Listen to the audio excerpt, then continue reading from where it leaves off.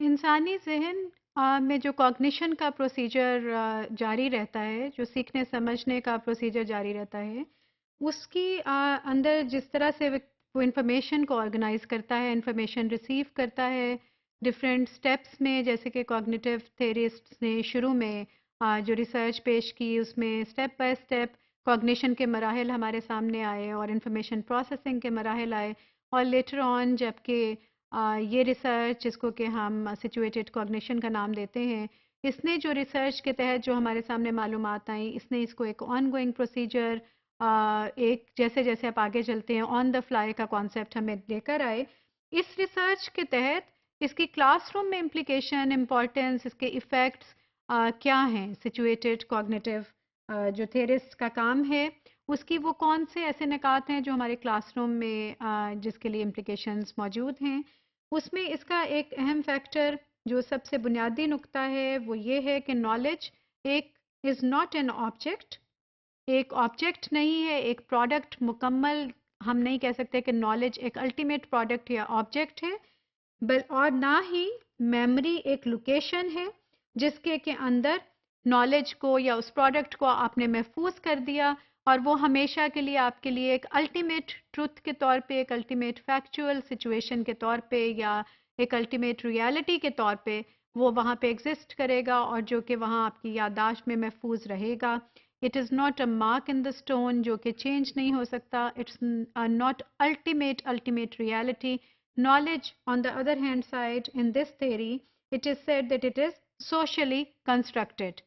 ये एक ongoing procedure है जो कि socially constructed है. It is not a one man show type of a thing जिसके अंदर एक सोच, एक जहन, एक देखने का अंदाज होता है सिर्फ एक शख्स का और वही उसको अल्टीमेट रियलिटी को सीखने में मददगार होता है और वही अल्टीमेट रियलिटी कहीं पे जहन की लोकेशन जिसको कि हम मेमोरी के नाम से जानते हैं उसमें जाके महफूज कर लेता है। ऐसा इस थ्योरी में नहीं कहा जाता और ना इसको समझा जाता है।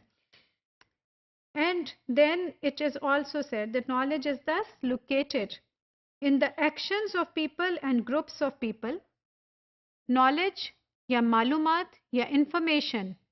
इस थ्योरी में ये समझा जाता है कि उनकी असल लोकेशन लोगों के काम करने का तरीका, उनके एक्शन से जो कि इनफरादी भी होते हैं और ग्रुप के तौर पे भी वो एक्शंस वो कर रहे होते हैं, वो certain actions they take place, they do take certain steps. उनके नतीजे में जो समझ, जो फहम और बसारत में तब्दीली होती है वो नॉलेज के नाम के तहत हम उसको समझ सकते हैं और उसके से जो कुछ हम सीखते हैं वो एक एक्टिव लर्निंग के ज़मरे में आती है। It evolves naturally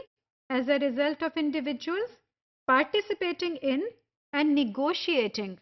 their way through new situations. लम्हा बलम्हा बदलने वाले हालात व वाक़यात और ज़िंदगी के हर रोज़ के साथ जो आपके इंटरेक्शंस होते हैं, जो लोगों के डिफरेंट तजर्बात होते हैं, उनके नतीजे में जो इंडिविजुअल्स या ग्रुप्स डिफरेंट एक्टिविटीज़ में पार्टिसिपेट करते हैं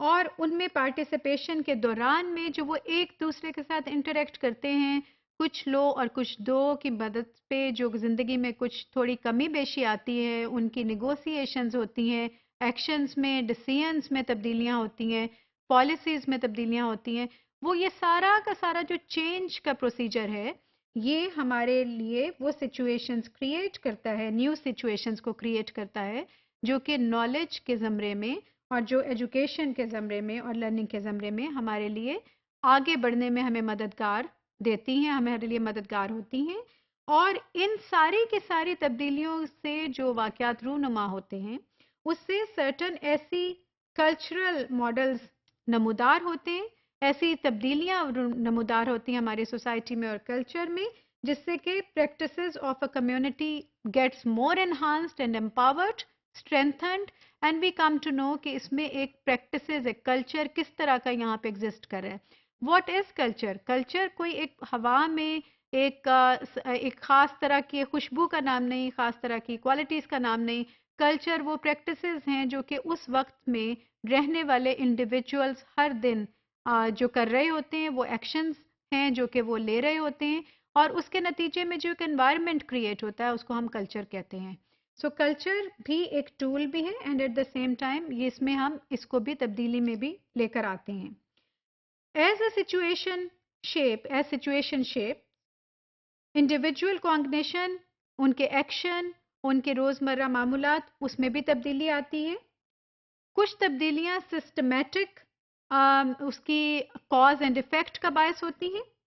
یعنی انڈائریکٹ اس میں ہو سکتا ہے اس وقت ایک ایکشن. فار ایگزامپل اگر یہ کہا جاتا ہے کہ smoking is injurious to health اور آپ کے وہ ایونچولی لنگس کو افیکٹ کرتی ہے، تو ڈائریکٹ اسموکنگ سے وہ افیکٹ نہیں آ رہا بلکہ گریجولی اسٹیپ بائی اسٹیپ وہ اس طرف لے کر جا رہے ہیں. سو لرننگ کے پروسیجر میں سرٹن ایکشنز اینڈ ایکٹیویٹیز کا ایک ایسا نتیجہ دیکھنے میں آتا ہے جو ہمیں اسٹیپ بائی اسٹیپ ایک نتیجے تک، ایک اہم معلومات تک اور نالج ڈومین تک پہنچنے میں مددگار ثابت ہوتے ہیں as compared to linear cause and effect, جو کہ امیجیٹ ڈائریکٹ کاز اور اس کے افیکٹ کو ہمیں دیکھنے میں سم ٹائمز ایسا بھی تجربہ زندگی میں حاصل ہوتا ہے.